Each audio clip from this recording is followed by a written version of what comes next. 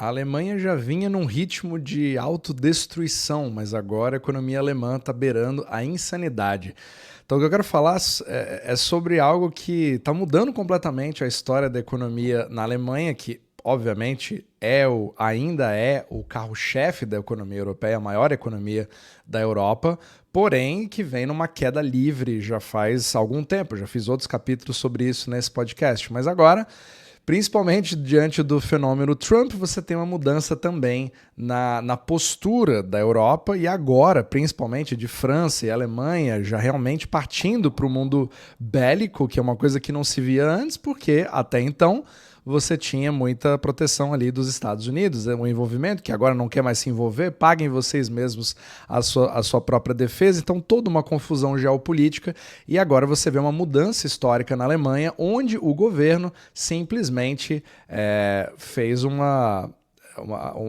fundo praticamente de 500 bilhões de euros para defesa e infraestrutura. Então eles deram uma relaxada naquele freio de dívida que eles vinham tendo. Então é literalmente um canhão, não somente bélico, mas também de dinheiro que vai precisar ser injetado para que eles possam cuidar da própria defesa, principalmente com a questão de toda a guerra da Ucrânia, etc., e todos os conflitos que estão acontecendo nesse exato momento.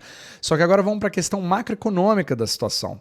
Isso cria uma série de movimentos que não são vistos há muito tempo, bem especificamente, segundo esse artigo da Bloomberg, desde a queda do Muro de Berlim não havia um impacto tão grande nos títulos da dívida pública alemães, que são os bonds alemães, que são chamados de Bunds, né, na Alemanha. E eles tiveram o pior dia. E o que quer dizer isso, na verdade? Você tem...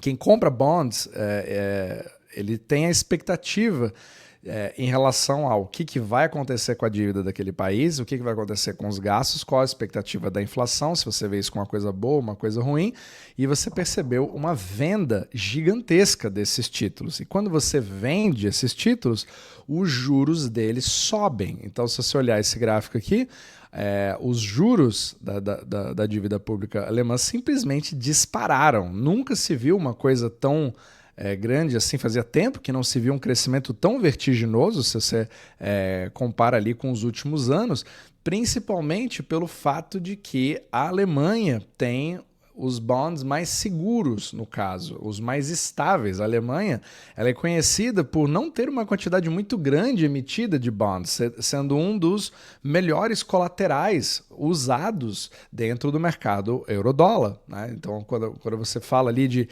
quando a gente fala de colateral, a gente fala de calção, onde bancos pegam empréstimos entre um e outro, e ter bonds alemães também é sensacional. Claro que os americanos seriam o principal, só que na Europa basicamente os alemães seriam os melhores. E é uma coisa que não se espera de forma nenhuma é você ter uma tamanha variação. E isso muda a percepção do mercado em relação ao futuro da dívida alemã, ao futuro do que vai acontecer na Alemanha, que também afeta a própria Europa. E isso acabou se alastrando para títulos franceses, acabou se alastrando para italianos, e aí fica aquela grande questão. Você está criando uma ruptura, você não consegue nem mais ver o bloco como um todo, mas lembrando, eles têm uma moeda comum, que é o euro, e nem todos os países têm a mesma capacidade de se defender, porque eles não possuem a ferramenta monetária, o que deixa tudo mais complicado ainda. Então você está num mundo globalizado, num bloco dentro desse mundo globalizado, que está tentando se desglobalizar e ainda por cima criando um pequeno conflito bélico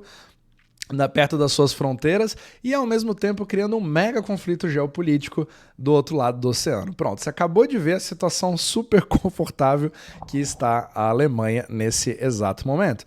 E isso se reflete também nos preços dos bonds, porque ele é inversamente proporcional ao seu retorno. Então, quanto mais ele é vendido, mais o preço dele cai e mais o juro dele sobe, como eu mostrei antes. Então, essa venda massiva de bonds foi a maior alta diária do rendimento de 10 anos, né, do 10-year yield, que a gente chama, desde 1990, que é literalmente a queda do Muro de Berlim.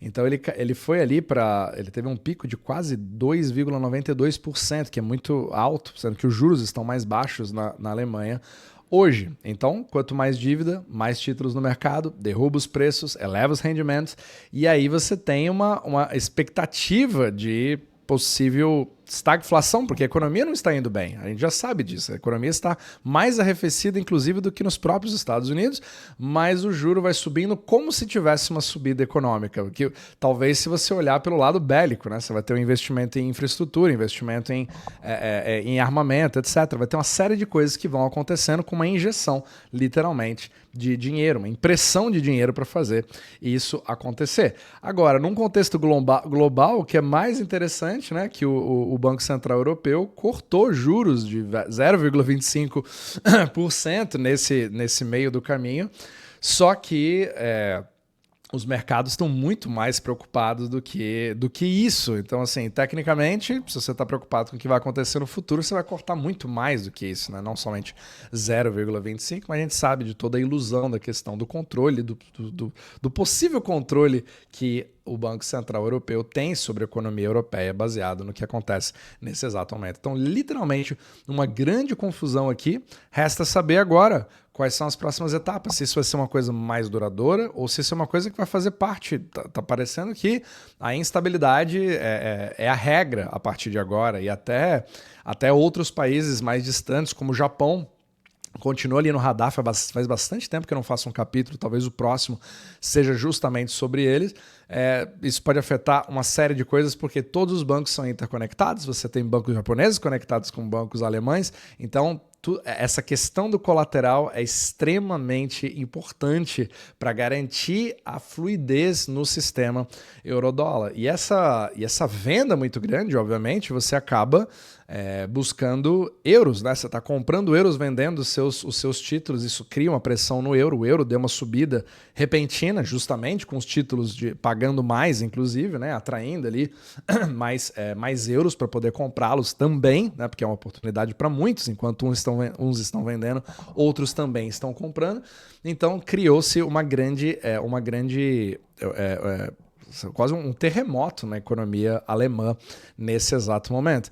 E como o euro ele faz parte, ele é uma parte muito grande na participação do índice da força do dólar, que é o que eu sempre falo aqui no podcast, que é o DXY, e isso afeta o próprio DXY. Então, quando o euro, essa alta do euro faz o DXY cair, que é uma das principais forças, né? Que o DXY nesse momento está 104,1, mas ao mesmo tempo significa uma maior liquidez do próprio dólar fluindo. Então não está uma coisa assim tão ruim assim, até porque o euro já vinha perdendo muito em relação ao dólar, então isso pode ser um leve alívio. Percebe? É um tiroteio que vai para todos os lados, por isso que nunca se faz assim uma análise onde você tem só uma narrativa, um tipo de movimento. São sempre contrabalanços de movimentos, mas o que vence hoje pode ser que já vire amanhã. E eu confesso que eu tenho até dificuldade de soltar os capítulos na velocidade que eu gostaria, porque está mudando demais. E às vezes na hora que eu solto esse vídeo, que talvez vá ao ar amanhã, depois de amanhã, aí já não vale mais o que eu estou falando e já dizem que eu estou atrasado, né? Para você ver como 2025 está extremamente complicado de fazer. E claro, novamente, né, se você hoje é investidor, etc., e você está muito confuso com o que fazer com tudo isso, o milkshake do dólar vai subir, vai cair, o que acontece com os títulos da dívida, e agora nos Estados Unidos não tem mais lugar para ir, o que fazer? E é nessa hora que, obviamente, a gente pode ajudar. Então, se é algo que você busca, você pode entrar em contato também aqui.